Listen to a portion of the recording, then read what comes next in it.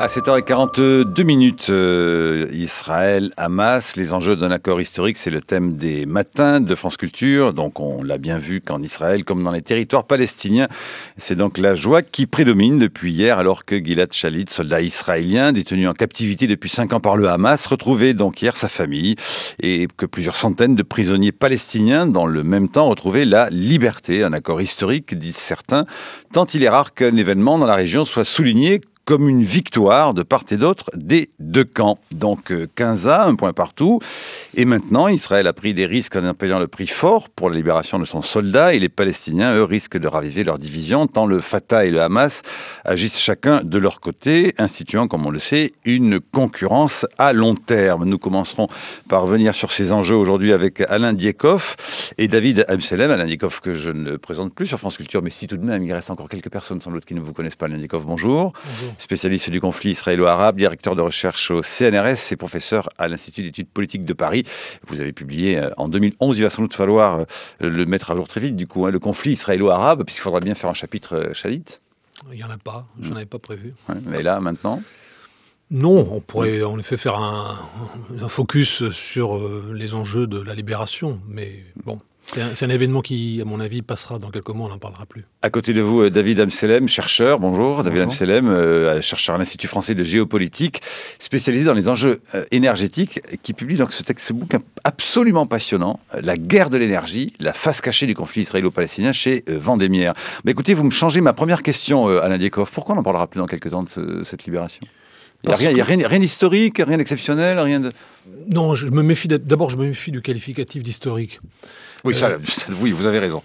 Non, parce que dès qu'il y a un événement au Proche-Orient ou ailleurs qui sort un peu de l'ordinaire, on a tendance à lui mettre l'adjectif d'historique. Bon, oui, de l'historique toutes les 5 minutes à peu près. Voilà, donc ça, il faut déjà faire attention à ça. Et ensuite, il faut dire, contrairement à ce qu'on entend parfois ici et là, c'est pas la première fois qu'il y a un échange de ce type-là. Il y a eu, il y a quelques années, un échange entre le Hezbollah et Israël. Israël a libéré les derniers détenus libanais qui étaient dans ses prisons et a récupéré en échange, même pas des personnes vivantes, mais des corps de soldats. Bon.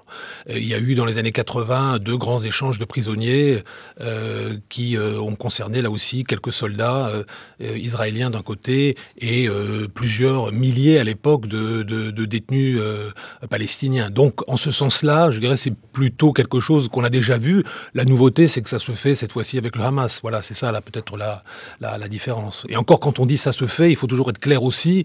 Il n'y a jamais eu de négociation directe entre le Hamas et Israël. Tout est passé par l'intermédiaire des services secrets égyptiens. Est-ce que vous êtes d'accord ou pas avec cette idée tout de même? Parce que certains disent que voilà, finalement, le Hamas est aujourd'hui davantage en situation de négociation qu'à une certaine époque, et du coup, au fond, c'est la victoire de 2 intransigeances. Je cite là Henri Gershon dans Le Nouvel Observateur. Cette libération et la concrétisation, écrit Gershon, d'une sorte d'alliance objective entre 2 intransigeances, celle du Hamas et celle de la droite israélienne, qui se nourriraient l'une de l'autre, interdisant du coup toute solution au conflit. Vous avez le droit de ne pas être d'accord. Bon, on peut un peu l'interpréter comme ça, oui, en un certain sens. Il y a du vrai dans cette affirmation. Et le revers de ça, c'est qu'en effet, aujourd'hui, les uns et les autres peuvent dire qu'ils ont quelque part gagné avec cet échange. Bon, Netanyahou gagne en un certain sens parce qu'il récupère finalement le soldat qui était quand même en captivité depuis plus de 5 ans. Donc c'est quelque chose dont il va pouvoir se prévaloir et ce que Olmert n'était pas parvenu, donc son prédécesseur n'était pas parvenu à faire. Et parallèlement, évidemment, le Hamas, et on le voit, va utiliser politiquement au maximum cet échange pour montrer qu'il a obtenu quelque chose de concret, en particulier face à Abbas, qui pour l'instant, malgré le beau discours qu'il a pu faire à l'ONU, n'a rien de concret dans les mains. Donc ça, oui, en ce sens-là, il y a quelque chose qui est assez troublant. David Amsellem ? Oui, je voulais préciser également que ce qui est intéressant dans cet accord, c'est le changement de partenaires du Hamas qui traditionnellement étaient assez proches de la Syrie et par là même de l'Iran. Et là, on voit une réorientation. Le Hamas se détourne de la Syrie et se rapproche de l'Égypte. Et tout ça est assez intéressant sur l'avenir, puisqu'on sait très bien que la Syrie, Damas et Téhéran faisaient pression sur le dossier Shalit dans sa lutte contre Israël. Et aujourd'hui, on voit que dès lors que cette pression tombe, l'accord a pu aboutir. En fait. Est-ce que c'est un mauvais coup porté, du coup, c'est ce qu'on appelle cette victoire du Hamas, du côté palestinien, à la demande d'adhésion de l'État palestinien à l'ONU par Mahmoud Abbas et donc le Fatah? Non, c'est deux dossiers différents, parce que parallèlement... Ils s'entrechoquent là quand même dans l'actualité. Oui. Et pendant ce temps, Mahmoud Abbas parcourt le monde pour plaider sa cause. Oui, alors ça oui, mais je dirais que sur le plan purement politique, c'est deux dossiers différents, parce que parallèlement, la demande d'adhésion d'État de Palestine à l'ONU poursuit son bonhomme de chemin dans un comité qui est chargé d'examiner la candidature de la Palestine. Ça peut prendre plusieurs semaines, voire plusieurs mois. Mais c'est vrai que le fait que l'accord ait été scellé ces jours-ci entre le Hamas et Israël via les Égyptiens, en ce sens-là, il n'est pas tout à fait venu par hasard. C'est vrai que c'est un petit peu... En ce sens-là, pour le Hamas, une réponse à Mahmoud Abbas. C'est-à-dire qu'on peut dire qu'Abbas a marqué un point à la fin du mois de septembre avec son discours à l'ONU et ensuite son retour assez triomphal à Ramallah. Et là, c'est le Hamas qui marque un point, ça c'est certain. Qui sont les détenus qui sont libérés, les détenus palestiniens qui sont échangés contre Gilad Shalit? Bon, alors la liste est assez... Parce que, juste d'un mot, oui. On peut trouver par exemple, il y en a beaucoup dans la presse, mais dans le journal, dans la Tribune de Genève, datée du 17, il y a tout de même des... Oui, c'est assez étonnant. Enfin, voilà, il y a certains qui sont libérés et qui avaient été arrêtés il y a 20 ou 30 ans, mais d'autres sont donc associés à des attaques meurtrières emblématiques. Libération douloureuse pour l'opinion israélienne, celle de 2 Palestiniens impliqués dans le lynchage de 2 soldats à Ramallah en 2000. Les images de ces 2 hommes photographiés à l'époque les mains ensemble font actuellement surface à nouveau dans les médias, raconte la Tribune de Genève, et d'autres encore, de très nombreux cerveaux d'attaques sanglantes contre les Israéliens. Oui, mais ça c'est clair que donc il y a en fait 477. C'est la première vague, ça. Oui, c'est la première vague, puisqu'il y en a à peu près encore autant qui vont être libérés dans 2 mois. Alors 477, 450 hommes prisonniers et 27 prisonnières ont été libérés. Sur les 450 hommes, on peut dire à peu près la moitié sont retournés dans leur foyer, si je puis dire. Donc soit à Gaza, soit en Cisjordanie. Et la moitié, un peu moins de la moitié, ont été bannis. Pour l'essentiel à Gaza, et 40 d'entre eux, les plus dangereux en fait, doivent partir ailleurs. Et la Turquie en a accueilli déjà un certain nombre, les autres iront peut-être au Qatar qui s'est proposé de les accueillir. Alors bien sûr, oui, dans cette liste, il y a des gens, il y a 2 catégories en effet, il y a des vieux prisonniers qui sont là bien avant les accords d'Oslo, qui sont, on l'a vu, cet homme qui a 80 ans, qui est sorti de prison. Depuis 20 ou 30 ans pour certains. Oui, 35 ans de prison à peu près. Et donc bien avant les accords d'Oslo même. Donc on peut dire quelque part, c'était une autre époque.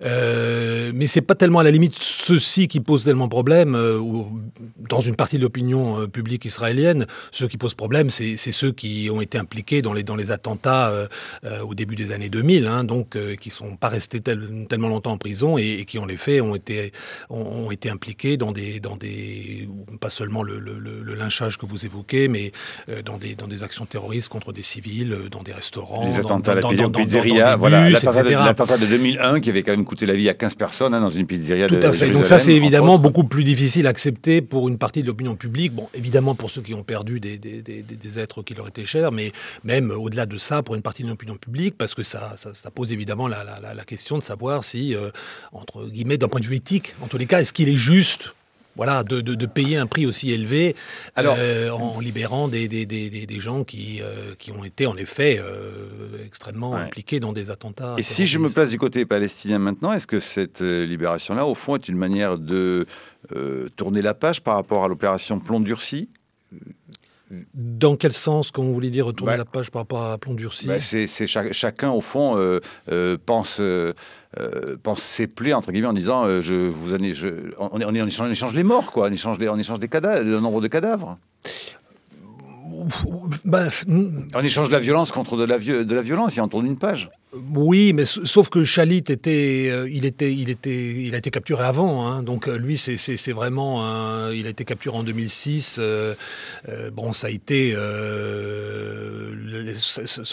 sa capture a été l'occasion, si je puis dire, a conduit à une opération militaire très importante au cours de l'été 2006, qui n'était pas Plomb durci, qui était une opération militaire avant pour tenter d'ailleurs de le libérer. Mais bon. Et ensuite il y a eu Plomb durci. Et après il y a eu Plomb durci, qui a créé un émoi très fort dans la communauté internationale, évidemment. Qui s'est fait opposer évidemment de très nombreux camps en disant que donc est-ce que du coup il n'y a pas cette idée mettre les compteurs à zéro, si on peut dire ça comme ça? Je sais pas. Moi, je pense que c'était vraiment une opération. Ce qui s'est passé là hier, c'était vraiment ponctuel. Voilà, je pense qu'il faut le voir comme un accord humanitaire, on pourrait dire, technique en un certain sens, qui règle un problème qui était en suspens depuis longtemps et auquel finalement il fallait trouver une solution. David Amsellem. Il faudrait ne pas oublier également l'objectif politique. Le Hamas ratisse large, a beaucoup gagné hier, et on le voit d'ailleurs dans l'appartenance politique des prisonniers qu'il a libérés. Il ne s'est pas contenté de libérer des prisonniers du Hamas, il a également libéré des personnes du Fatah. Également, il s'est arrangé pour libérer des Palestiniens d'Israël ou des Arabes israéliens. Il a renvoyé également, ils ont permis de libérer des Palestiniens de Jérusalem-Est, c'est-à-dire qu'ils ont libéré tout le monde. Et d'un point de vue politique, le Hamas gagne en popularité un peu de partout dans les territoires. Et du coup, alors Benjamin Netanyahou également, sur l'idée au fond quand même que la population israélienne veut et reste loyale envers son armée et veut tout faire évidemment pour sauver ses soldats. Oui, ça les sondages, le sondage qui a été fait le montre, 70% de la population israélienne soutient le gouvernement dans cet échange. Donc évidemment, pour Netanyahou, c'est clairement, il en tire un bénéfice politique, même si, justement, pour tenir compte de l'amertume, voire de la rancœur d'une partie de l'opinion israélienne qui était plus réservée sur cet accord. On l'a vu hier, il l'a joué, je dirais, tranquille, quoi. Il n'a pas cherché à trop en faire, mais c'est sûr que quelque part, c'est lui qui apparaîtra comme celui qui est parvenu à libérer. Ça, c'est clair. Est-ce que, David Amsellem, vous savez si Dirar Abou Sisi a été libéré hier dans ces 477 détenus palestiniens? Pour le moment, non, la liste n'est pas encore complète. Bon, il faut préciser, parce que votre livre, La guerre de l'énergie, la face cachée du conflit israélo-palestinien, chez Vendémiaire, commence comme un James Bond, et au fond, pour raconter tout ce que vous allez raconter de façon très scientifique ensuite, elle commence cette histoire-là comme un James Bond, avec une sorte d'événement qui est directement lié à Gilad Shalit. C'est ce que je laisse entendre au départ. Israël arrête. C'est la toute première page. C'est ça. Voilà, Israël arrête en fait un Palestinien en février 2011 en Ukraine, et il s'avère qu'il est affilié au Hamas. Et tout de suite, Benjamin Netanyahou, le Premier ministre, justifie cette arrestation en précisant que ce personnage détiendrait des informations stratégiques. Donc la nature de ces informations n'a pas filtré, et plusieurs rumeurs ont couru selon lesquelles il détiendrait des informations sur Gilad Shalit. Alors est-ce qu'on le saura probablement? Alors il est arrêté en Ukraine, c'est ça. Et il est ingénieur palestinien vivant à Gaza, et notamment responsable d'une importante centrale électrique qui fournit 25% de l'électricité à Gaza. Exactement. Personnage clé sur toutes les facettes. Shalit, l'énergie. Exactement, c'est-à-dire qu'il est responsable, selon les Israéliens, de la fabrication de roquettes différentes, plus perfectionnées, qui permet d'atteindre plus de villes en Israël. Donc ce personnage est un personnage clé. Il recouvre un peu toutes les facettes du conflit, avec l'énergie, Gilad Shalit qui est un dossier jusqu'hier toujours très, très important, et également les roquettes, le terrorisme. Donc c'est un personnage clé. C'est pour ça que je voulais commencer par cela, pour rentrer en matière. 8h16 sur France Culture, c'est l'heure du débat des matins de France Culture avec la chronique de Brice Couturier pour commencer. Bonjour Brice. Bonjour Marc. Alors aujourd'hui, on va reprendre les des expressions du livre de David Amsellem, notamment emprunté à Ben Gourion, de la terre promise à la mer promise. Et oui, Marc, c'est une vieille blague juive que Golda Meir aimait resservir à ses invités occidentaux pour attirer leur attention sur l'extrême précarité de son pays en matière d'approvisionnement énergétique. Elle disait « Terre promise ? Quelle terre promise ? Pourquoi a-t-il fallu que Moïse nous guide vers le seul endroit du Moyen-Orient qui soit justement dépourvu de pétrole ?» Elle resserre d'ailleurs cette blague en ce moment puisque Gaspard Proust l'a glissé dans son spectacle au Théâtre du Rond-Point. Je recommande vivement Gaspard Proust, soit dit en passant.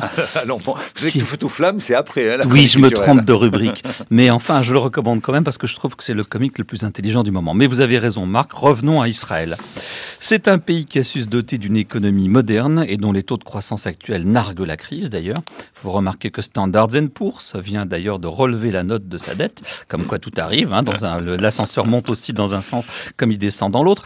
Mais cette forte croissance israélienne, donc pas française, est génératrice d'une importante consommation d'énergie. Or, comme le soulignait Golda Meir, on n'avait pas découvert d'hydrocarbures dans le sous-sol israélien. Israël ne possède pas non plus de fleuve capable de faire tourner une centrale électrique. Et comme le pays a été la fréquente victime d'attentats ou de tirs de roquettes, il a dû renoncer à se doter de centrales nucléaires qui auraient constitué des cibles trop risquées.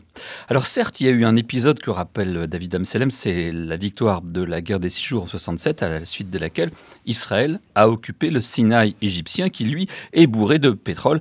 Et Israël les avait exploités pour son propre compte jusqu'en 78, parce qu'effectivement, aux accords de Camp David, Menahem Begin a accepté de restituer le Sinaï en échange d'une promesse américaine de ne jamais laisser Israël en panne de pétrole.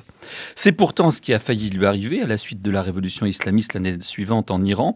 Le gouvernement de Khomeini a coupé les approvisionnements qui transitaient par le port d'Eilat à l'époque du Shah d'Iran. Alors certes, les toits d'Israël sont couverts de panneaux solaires, mais cela ne représente guère que 3% de la consommation totale d'énergie du pays, de quoi en gros assurer l'eau chaude dans les salles de bain, ce qui n'est déjà pas mal. Quant au pétrole, Israël se débrouille avec le Turkménistan, l'Azerbaïdjan et la Géorgie qui acheminent l'or noir jusqu'au terminal turc de Seyhan. Et voici, et c'est la bonne nouvelle, voici que tout cela est en train de changer très vite. On a en effet découvert dans le sud-est de la Méditerranée des gisements de gaz offshore. Cela a commencé dès 1999 au large de Gaza avec Gaza Marine, dont la possession continue de faire l'objet d'une âpre bataille juridique entre Israéliens et Palestiniens. Mais plus récemment, des gisements de gaz naturel absolument gigantesques ont été découverts au large de Haïfa, qui s'appellent Tamar et Léviathan. Les forages d'évaluation ont déjà commencé et il y aurait là des réserves de gaz dignes de faire d'Israël un très gros producteur, capable en particulier de contribuer substantiellement à l'approvisionnement de l'Europe. Mais comme on sait, pour les hydrocarbures, on fait des guerres. Une partie de bras de fer est engagée pour l'exploitation des réserves de gaz de la Méditerranée orientale. Chypre et Israël, d'un côté appuyés par la Grèce, ont commandité des compagnies américaines pour forer des puits d'évaluation au-dessus de la nappe sous-marine. En face, la Turquie, le Liban, la Syrie et l'OLP leur en dénient le droit et en appellent à l'arbitrage de l'ONU. Le ton monte. Ajoutons qu'on aurait aussi découvert dans le sous-sol d'Israël d'importantes réserves de gaz et de pétrole de schiste dont les prix actuels de l'or noir rendent l'exploitation parfaitement rentable. Alors voilà comment on se retrouve avec un État, Israël, qui d'importateur pourrait bien se muer demain en gros exportateur d'hydrocarbures. À croire que Moïse disposait d'avions renifleurs. Alors, est-ce une bonne ou une bonne... Je crains les mails, Brice. Je vous les envoie, je vous préviens. Alors, écoutez, Moïse avait toutes sortes de vertus. Qui sait s'il n'était pas possesseur... Autrement, il n'aurait jamais effectivement envoyé le peuple élu dans un endroit aussi pourri. Débrouillez-vous. Est-ce une bonne ou une mauvaise nouvelle pour un pays dont les voisins ont du mal à accepter l'existence ? Allez, qui répond peut-être David Amsellem pour commencer? David Amsellem. Alors effectivement, Israël a découvert très récemment de nombreux gisements de gaz, Tamar et Léviathan, vous l'avez dit, qui sont incroyablement fournis en gaz. On est à peu près 700, un peu plus, avec ces deux gisements, un peu plus de 700 milliards de mètres cubes. Il faut savoir, pour se situer, que Israël consomme entre 4 et 5 milliards de mètres cubes par an. Donc c'est véritablement gigantesque. Mais ce territoire n'est pas vraiment... il n'est pas dépourvu de toute ressource. Il y a des choses vraiment plus intéressantes. Et c'est ce que je dis dans le livre. Il y a un autre gisement qui là pourrait servir dans le cadre d'un accord de paix israélo-palestinien, pourquoi pas, c'est Gaza Marine. C'est un gisement dont on parle pas, où on a parlé très peu. Il a été découvert en 1999 par une compagnie britannique. Et puis, de 1999 à 2009, pendant 10 ans, Israël, les Palestiniens, alors d'abord avec le Fatah, puis à partir de 2006-2007 avec le Hamas, ont essayé de négocier, de savoir comment on allait exploiter. Et puis le grand intermédiaire était la compagnie britannique. Donc les négociations sont toujours en cours et c'est ça qui est intéressant de suivre.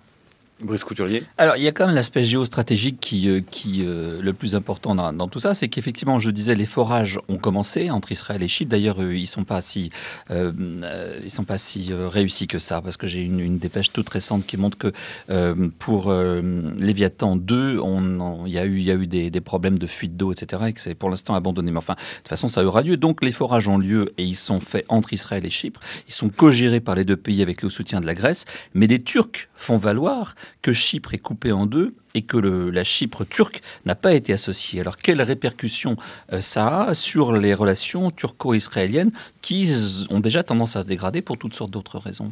David Aliandikov.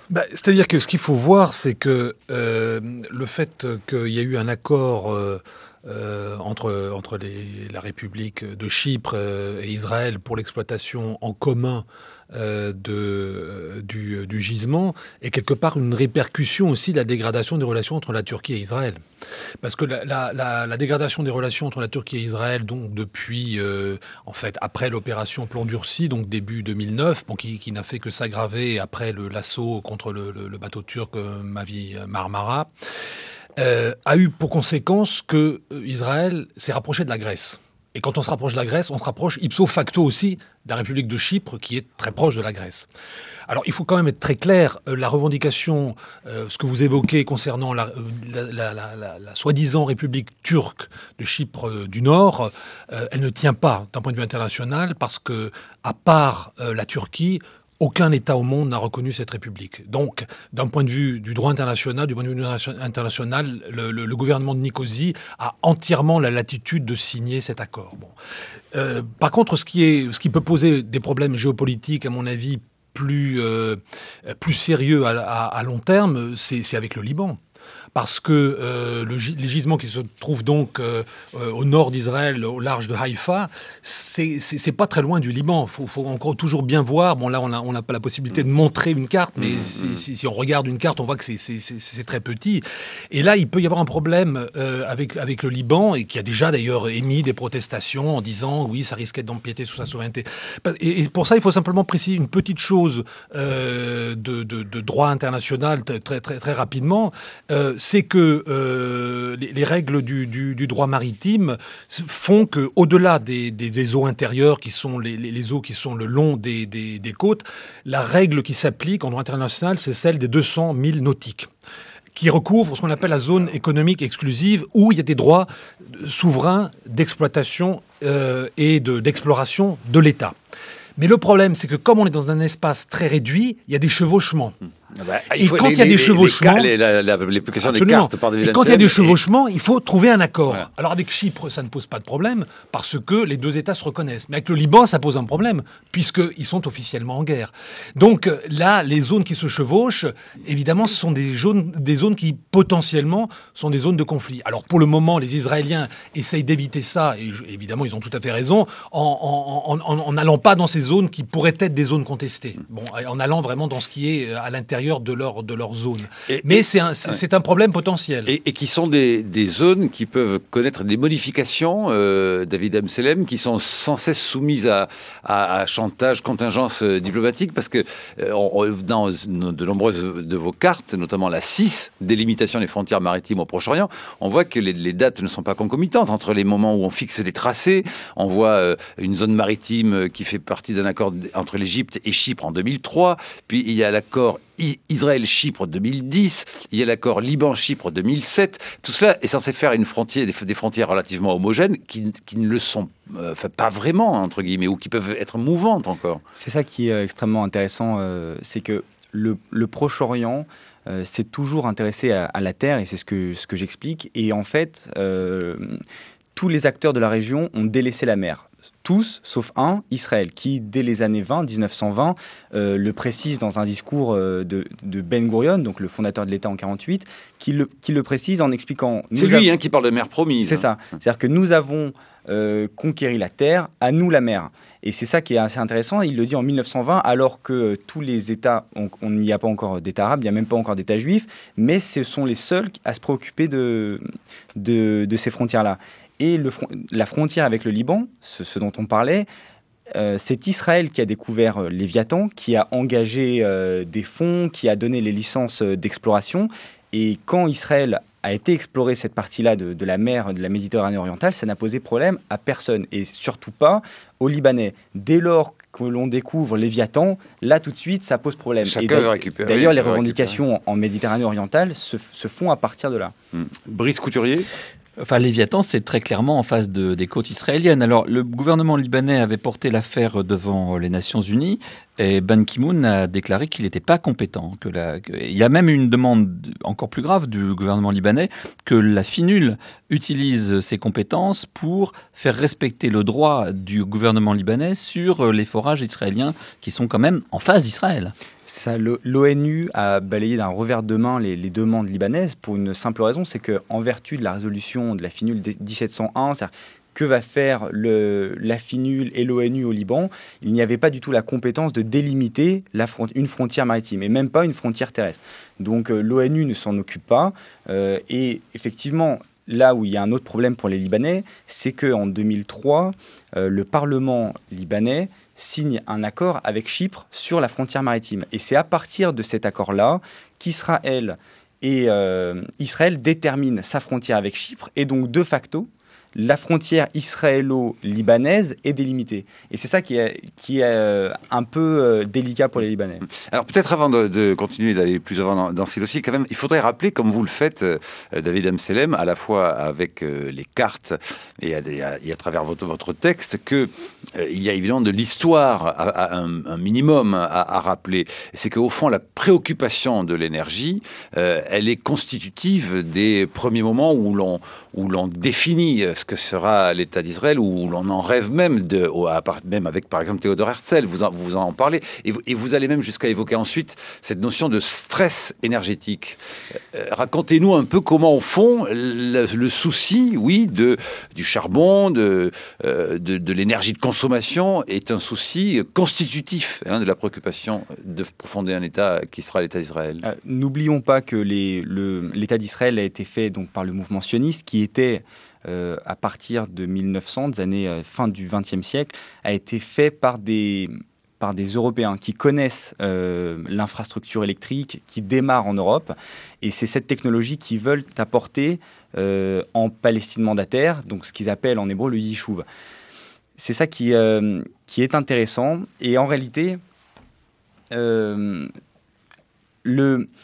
l'électricité, l'énergie, Israël, c'est-à-dire qu'Israël, dans la base, il est évident qu'Israël doit être un pays développé et a besoin d'énergie pour cela. Et c'est pour ça que je commence dès le premier chapitre avec cette notion de stress énergétique, que je compare en réalité à du stress hydrique, c'est-à-dire un État qui serait dépourvu de ressources d'eau. Et là, on serait dans le cas d'un État qui n'aurait pas d'énergie. Israël est face à un stress énergétique, c'est-à-dire le besoin d'avoir de l'énergie tout de suite, en grande quantité. Mais pourquoi on a cette notion de stress? C'est d'une part... C'est où la trouver. Voilà, où la trouver d'une part. Comment la produire, à qui l'acheter éventuellement. Et à qui l'acheter, c'est bien. Alors, ça, ce qui est intéressant, c'est que d'une part, le Proche-Orient n'a pas de pétrole, à l'époque n'a pas de pétrole, n'a pas de gaz, et c'est surtout qu'Israël, très tôt, 2 ans avant sa création, est boycotté par les États arabes. Donc il ne peut pas s'approvisionner et il ne peut pas prospecter. Et c'est bien ça qui donne cette sensation de stress énergétique. Et très vite, l'enjeu pétrolier sera un enjeu diplomatique, évidemment, très fort, par le voisinage. Dès 1948, il y a une préoccupation, c'est il faut aller chercher du pétrole, il faut aller chercher de l'énergie, on va de partout. Et ce qui est intéressant, c'est qu'Israël, le jeune État d'Israël, commence à envoyer des délégations un peu de partout, essaie de jouer sur les relations avec la diaspora pour aller chercher du pétrole, des barils de pétrole, et il va le faire, mais parfois in extremis, avec la Russie, avec le Venezuela, et parfois ça se joue à rien. Mais jamais avec le pétrole qu'ils ont éventuellement sous la main, entre guillemets, si j'ose dire. Parce qu'ils n'en ont pas. C'est ça, à cette époque. Le pétrole des pays arabes voisins. Ah oui, non. Mais voilà. Ça, c'est totalement exclu. Et d'ailleurs, je le rappelle. C'est là le paradoxe de l'affaire. De tout à côté, il y a du pétrole quand même. Le premier boycott arabe contre Israël ne démarre pas avec 73. Il démarre déjà un peu avant 67, mais même en 1946, 2 ans avant la création de l'État d'Israël. C'est-à-dire que l'Irak, qui est le gros producteur de pétrole de la région, décide en 1946 de couper son approvisionnement vers Israël, si Israël continue à revendiquer un État, de vouloir créer un État d'Israël sur la Palestine. Alain Diekhoff. Oui, je pense que, en lien avec ce qui vient d'être dit, il faut comprendre tout cela, cette soif d'énergie, à la lumière du projet qu'était le sionisme. C'était en effet un projet modernisateur. Et c'était un projet, en ce sens-là, en effet, pleinement européen. Donc, il est assez normal qu'il y ait eu cette obsession de trouver l'énergie pour faire fonctionner une industrie, parce qu'en effet, on imaginait ça. Il suffit de lire le texte fondateur de Theodor Herzl, l'État juif. Bon, alors évidemment, on a retenu de ce texte que l'idée qu'il faut qu'il y ait un État pour les Juifs, mais en réalité, il y a beaucoup de choses dans ce texte. Et par exemple, on voit qu'il y a une fascination incroyable pour la technique chez lui. Il parle beaucoup des chemins de fer, etc., évidemment, pour emmener les immigrants dans les ports et ensuite y partir en bateau. Donc il y a tout un imaginaire de la technique qui est extrêmement présent chez lui. Donc on voit qu'il était pleinement dans la fin du 19e siècle, en ce sens-là. Et lié en fait à la question de l'énergie, il y a une question qui est très importante et qui participe aussi de cette volonté de pouvoir construire un État moderne, c'est la question de l'eau. Et la question de l'eau, on voit très bien que, par exemple, les premières demandes que les sionistes font à la conférence de la paix en 1919 à Paris, quand on leur dit qu'est-ce que vous voudriez comme frontière ? Bon, ils ont des frontières très très larges, et en particulier, ils veulent inclure l'actuel Sud-Liban, c'est-à-dire le Litanie, le fleuve. Pourquoi ? Parce qu'il y a des ressources en eau. Leur vision, par exemple, de la frontière, elle n'est pas du tout biblique, elle est purement fonctionnelle. Ils veulent le Litanie et à l'est, ils veulent le chemin de fer du Hedjaz qui passe dans la Jordanie actuelle. La même chose pour pouvoir contrôler les voies de communication. Donc, en fait, l'énergie, il faut replacer la question de l'énergie dans tout cet ensemble, dans cette vision complètement modernisatrice, finalement, qui était la leur. Enfin, donc on est donc quand même on entre dans une phase toute nouvelle, c'est qu'effectivement on a découvert ces nappes de gaz gigantesques au large d'Israël et qu'en même temps on trouve du gaz de schiste, du pétrole de schiste en très grande abondance dans le sous-sol israélien. On se souvient quand même que le Koweït a été envahi par l'Irak de Saddam Hussein simplement parce que ce pays était un véritable puits de pétrole. Est-ce que Israël, dont l'existence est déjà contestée par ses voisins pour toutes sortes d'autres raisons, ne risque pas beaucoup plus gros maintenant qu'il va se révéler un très gros producteur de gaz et de pétrole qu'avant? Est-ce que dans le cas d'Israël, il ne valait pas mieux faire pitié qu'envie à David Amsellem? Je suis assez d'accord avec vous. On avait l'habitude de dire que dans le conflit israélo-palestinien ou les conflits israélo-arabes, il y avait tous les conflits.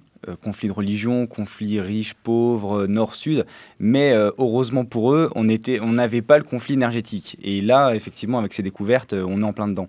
Effectivement, il y a des risques. D'ailleurs, le Hezbollah, donc la milice chiite qui est dans le sud-Liban, a déjà menacé que si Israël exploiter le Léviathan, le gisement de gaz, elle enverrait donc des roquettes, ces bateaux pour faire exploser tout ça, justement pour éviter qu'Israël s'approprie, entre guillemets, les ressources du Liban.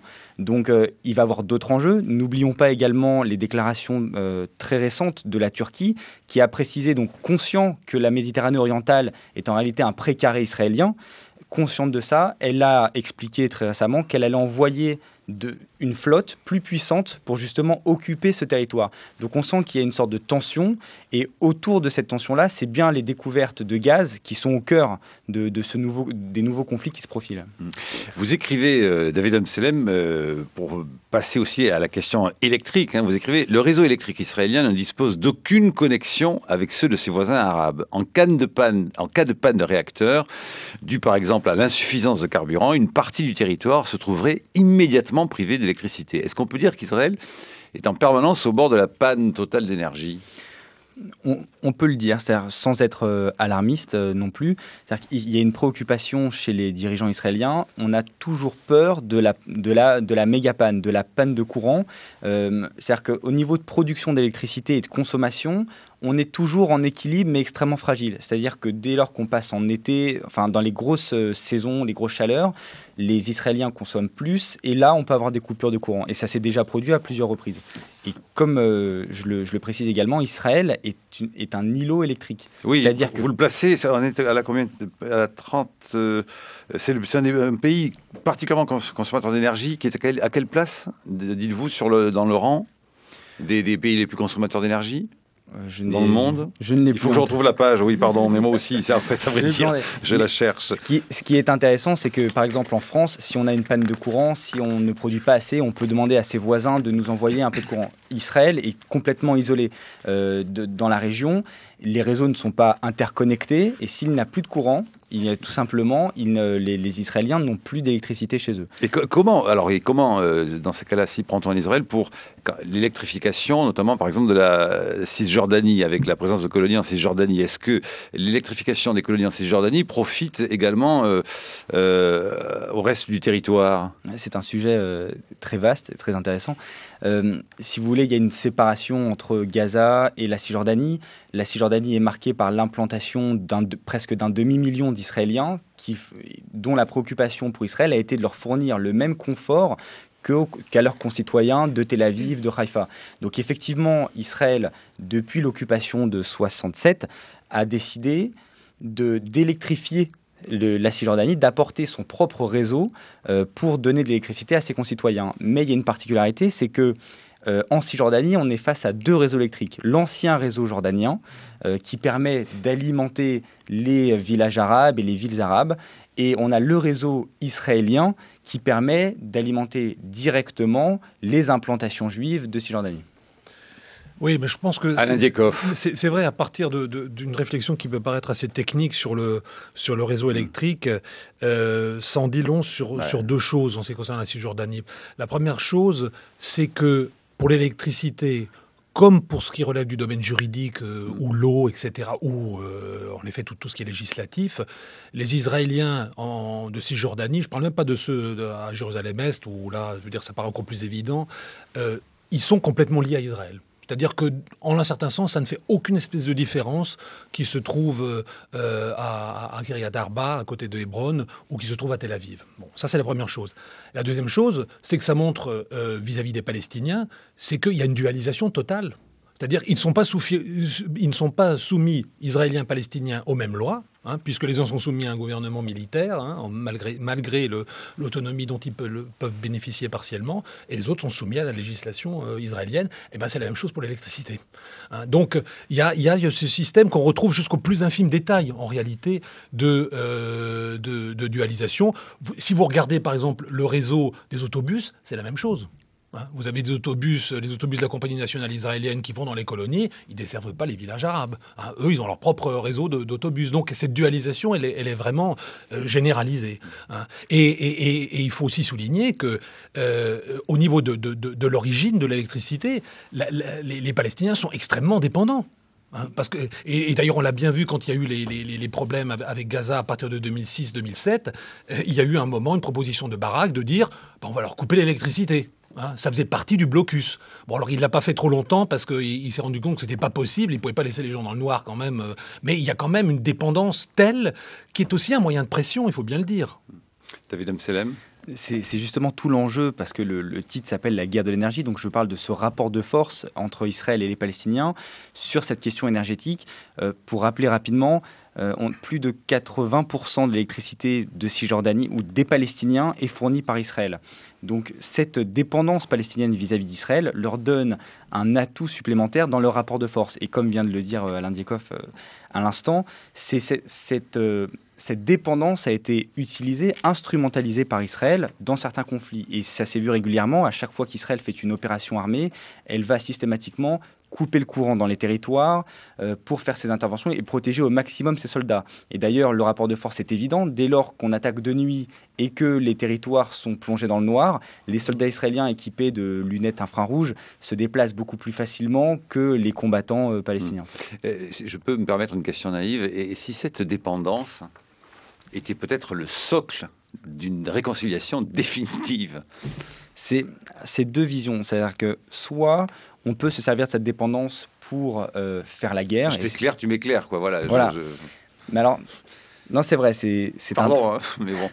Disons que jusqu'à présent, ça n'a jamais été le cas et ça n'a jamais été utilisé comme cela. Mais on peut très bien envisager que justement cette relation de dépendance soit utilisée pour faire la paix, parvenir à la paix. Mais ça reste actuellement très peu probable. C'est vraiment très naïf comme question. Non, moi je pense que ça ne peut advenir, comme d'ailleurs ce qu'on a parfois dit sur l'économie, qu'après que le problème politique soit réglé. C'est-à-dire que tant qu'il y a le problème politique, les interconnexions énergétiques ou les coopérations économiques, finalement, à elles seules, elles ne permettent pas de développer un vivre ensemble. Caroline Eliachev, et dans quelques instants, le coup d'œil de Thomas Cluzel. Caroline, je voulais dire que d'abord, j'ai lu votre livre avec beaucoup d'intérêt et dans un domaine qui m'est pas familier. Et je trouve qu'il y a une source de scénario absolument extraordinaire et donc je le recommande à tous ceux qui cherchent des idées. Est-ce que vous êtes allé sur place enquêter? Oui, bien sûr. David Amselem. C'est obligatoire d'être sur le terrain. Je l'ai été. D'ailleurs, une grande partie de mes sources, de mes cartes ont été de première main. C'est-à-dire que j'ai été les chercher directement, sont parfois inédites. Certaines cartes que je présente, notamment sur l'électrification des territoires, viennent du terrain, de sources palestiniennes, de sources israéliennes. Vous n'êtes pas filmé? Vous n'avez pas fait de documentaire? Non, c'était un travail plus de recherche qu'un documentaire télévisé. Oui, comme Private Joke, comme on dit en français, il y a l'école Gibelin, n'est-ce pas, la géographe bien connue, qui notamment fait des ouvrages très sérieux sur les territoires français, les régions françaises, à l'école de la géographie par Gibelin. Ça ne pardonne pas, David Amselem. Vous avez dû être surveillé à la loupe. Ah oui. 8h43, c'est l'heure du coup d'œil de Thomas Cluzel sur l'affaire du jour, la libération du soldat Shalit. Oui, c'est un article du quotidien israélien Haaretz, publié ce matin sur le site du Courrier International et intitulé « Comment sauver le prochain Shalit ?» Autrement dit, que faire pour que cette libération, contre celle de nombreux prisonniers palestiniens, n'entraîne pas de nouveaux enlèvements de soldats? Alors, pour apaiser leur conscience et ou calmer leurs électeurs de droite, plusieurs ministres et députés de la Knesset prépareraient un texte de loi qui sera sans doute surnommé la loi Shalit et dont le principal objectif sera de tempérer donc les ardeurs des groupes terroristes à enlever des Israéliens. Selon des sources officieuses, en cas de kidnapping, la commission chargée de fixer les critères à respecter en cas de pourparlers pour un rachat de prisonniers serait d'avis de ne pas libérer plus d'un prisonnier palestinien pour chaque otage israélien. Or, écrit l'éditorialiste, si cette politique avait été appliquée aujourd'hui, le soldat Shalit serait revenu dans un cercueil. En clair, l'adoption d'une telle loi équivaudra à une peine de mort pour le prochain Shalit. Les menottes que nos décideurs voudraient placer au poignet des terroristes seraient aussi dissuasives pour ces derniers que la peine capitale l'est pour l'auteur d'un attentat suicide. Le Hamas se saisira de la moindre occasion pour capturer un Israélien, tout comme l'État israélien ne laissera pas passer sa chance d'assassiner certains Palestiniens. De fait, le cas Shalit relève donc un besoin urgent d'adopter une réglementation, à défaut d'une loi, dont le respect sera obligatoire si nous sommes de nouveau confrontés à ce genre de situation. Et le journal Haaretz donc de proposer ce que pourraient être les grandes lignes de cette possible loi. Alinéa 1, les termes de l'échange seront déterminés uniquement en fonction des circonstances particulière à chaque incident. Car que ferions-nous si l'hélicoptère du chef d'état-major devait effectuer un atterrissage d'urgence en plein centre de Gaza? Proposerions-nous au Hamas 2 prisonniers avec du sang sur les mains en échange du général et du commandant régional qui l'accompagnerait? Évidemment non. Alinéa 2, après que les autorités de sécurité auront estimé que les chances de récupérer sans danger l'otage étaient nulles, le gouvernement accordera aux négociateurs un certain temps, 2 mois maximum pour conclure un marché. Car à force de traîner les pieds, on sape la confiance de l'opinion dans l'engagement des autorités. Alinéa 3, le Premier ministre ne s'appropriera pas le mérite du retour de l'otage et n'assistera à aucune cérémonie pour l'accueillir. Alinéa 4, les responsables des services du renseignement intérieur ne se verront pas demander leur opinion sur les échanges, comme cela a été le cas pour Shalit. Enfin, dernier alinéa, donc, un ministre favorable à la création de nouvelles colonies et opposé aux négociations avec le camp palestinien qui combat le terrorisme du Hamas, ne peut pas prétendre que les échanges de prisonniers encourageront le terrorisme et renforceront le gouvernement du Hamas, comme l'a affirmé récemment le ministre des Affaires stratégiques. Et bien entendu, aucune explication n'est ici nécessaire. À lire donc sur le site du Courrier international. international. Alain Diekhoff, David Amselem. Bon, je pense qu'il y a une certaine ironie de la part de Haaretz d'évoquer évidemment ça. Je pense que légiférer dans ce domaine n'a aucun sens, parce qu'en réalité, la législation ne peut pas borner quelque chose qui relève finalement d'une appréciation, en effet, en fonction du contexte, du moment, etc. etc. Donc, je pense que même si une telle législation était adoptée, ce dont je doute, je crois qu'il y aurait une telle pression au moment de l'opinion publique que ce serait très difficile à faire tenir. Et ça, c'est quand même une nouveauté très importante et qu'on a vu avec Shalit, qu'on avait déjà vu un peu déceler auparavant, c'est le poids des familles aujourd'hui. L'armée et même l'État ne peut pas demander tout aux soldats, à ceux qui risquent leur peau, tout simplement. Et que donc, à un moment, il faut rappeler le traumatisme de Ron Arad, ce pilote d'avion qui était tombé entre les mains du Hezbollah dans les années 90. Les négociations avaient tellement traîné, c'est d'ailleurs Denis Charbit dans le point.fr qui en parle, les négociations avaient tellement traîné qu'il est décédé en détention. Le traumatisme fut tel que Netanyahou voulait éviter un nouveau drame de ce genre. Oui, je pense que ça a certainement joué. Oui. David Amselem. Ce qui est intéressant, c'est que cet accord laisse craindre aux Israéliens qu'on a donné l'impression que le Hamas maintenant a une sorte de... C'est-à-dire qu'il va avoir un gain politique à enlever encore plus de soldats. C'est ce que dit, pardon, je le cite à l'instant, c'est ce que dit Denis Charbit dans Libération. Il dit, au fond, la libération de Gilad Shalit ressuscite le Hamas. C'est une sorte de bombe politique qui ressuscite le Hamas au moment où il est mal en point. Le gain politique, il est évident, et je le rappelais tout à l'heure. Ce que je voulais préciser simplement, c'est que le Hamas n'a pas attendu de libérer un soldat pour faire des enlèvements. Et je vous rappelle que pendant l'opération Plomb Durci, décembre 2008, janvier 2009, le Hamas avait déjà préparé et orchestré l'enlèvement de soldats dans les maisons, donc des pièges étaient tendus, et l'armée israélienne faisait état de plusieurs tentatives très sérieuses d'enlèvement, où parfois il s'en est joué de peu pour qu'un autre soldat soit enlevé. Donc le Hamas n'a pas attendu de libérer, de faire un accord avec Israël pour tenter d'enlever des soldats. L'enlèvement, c'est quelque chose d'assez récurrent dans le terrorisme en général. Toute petite question de fin. Oui, et puis il y a quand même le fait que dans toute négociation, il faut qu'il y ait un principe d'incertitude. Si l'adversaire sait d'avance comment le négociateur va être encadré par une législation qui le contraint, évidemment, son jeu s'en trouve facilité. Donc la position d'Haaretz, évidemment, ne peut être considérée que comme ironique. Non, je suis tout à fait d'accord. Je pense qu'en effet, il faut que ce soit quelque chose qui soit ouvert et où on négocie. C'est exactement ce qui s'est passé, puisqu'on a négocié le nombre de détenus, on a négocié leur lieu de destination, on a négocié le rapport homme-femme, etc. Bon, il y a eu tout ça.